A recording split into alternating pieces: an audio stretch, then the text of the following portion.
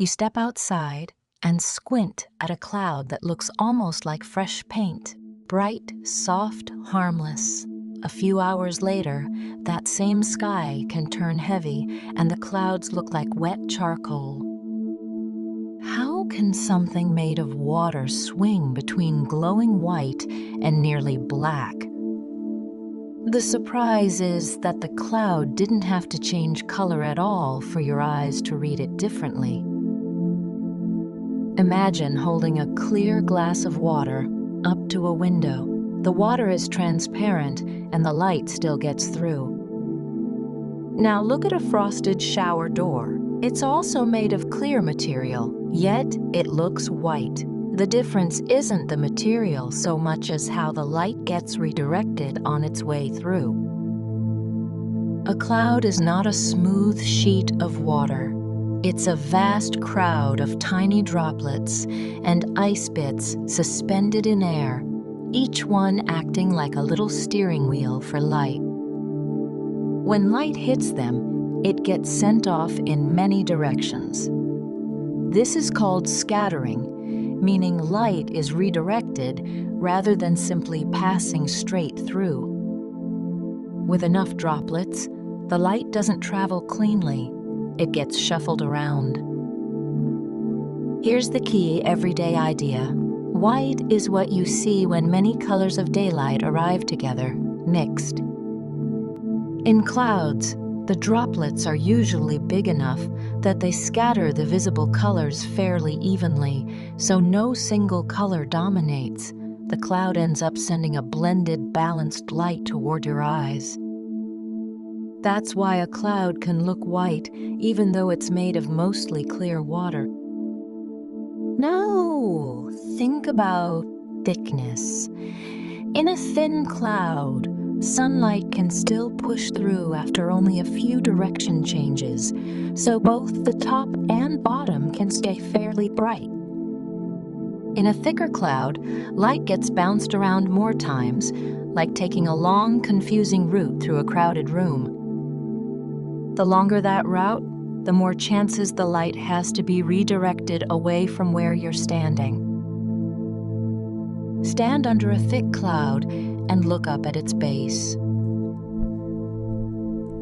The brightness you see depends on how much sunlight manages to reach the underside and scatter down to you. If most of the light is scattered and escapes out the top or the sides before it ever reaches the bottom, the underside is left with less to glow with. Your eyes interpret that shortage as gray, then dark gray, then almost black. There's also a contrast trick happening in your perception. When the ground and the air around you are brightly lit, your eyes expect brightness in the scene. A cloud base that is merely dim can look dramatically darker by comparison. It's not that the storm cloud is emitting darkness, it's that the scene around it is bright and the cloud base is not. Storm clouds are often tall and layered, and that geometry matters. The top can be blasted by sunlight and still look brilliant from far away, while the base sits in shadow because light has a longer path to reach it.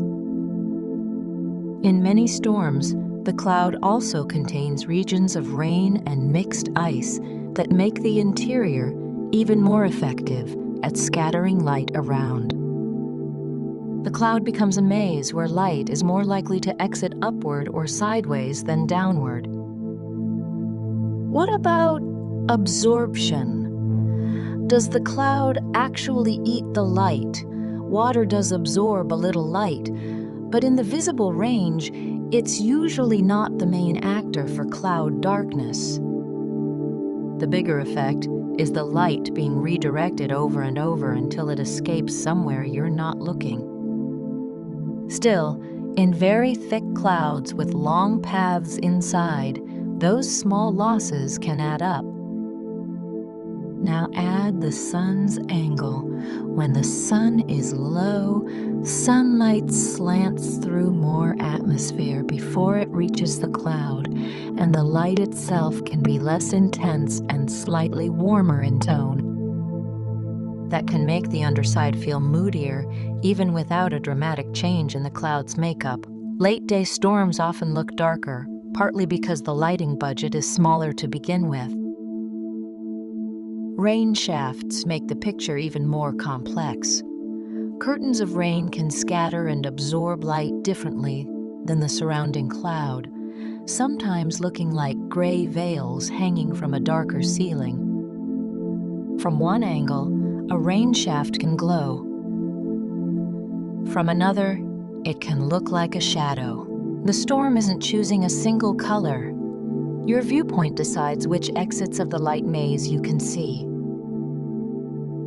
So, the unifying idea is simple. Clouds look white when they send a lot of mixed daylight back toward you, and they look dark when the light you'd need to brighten the underside doesn't make it there. The droplets are mostly clear. It's the crowding, how many, how thick, how far the light has to travel, that shapes what reaches your eyes.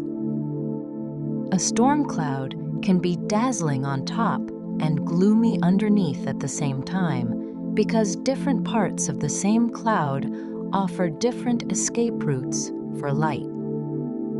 Next time you see a cloud turning from white to gray, you can read it like a lighting report.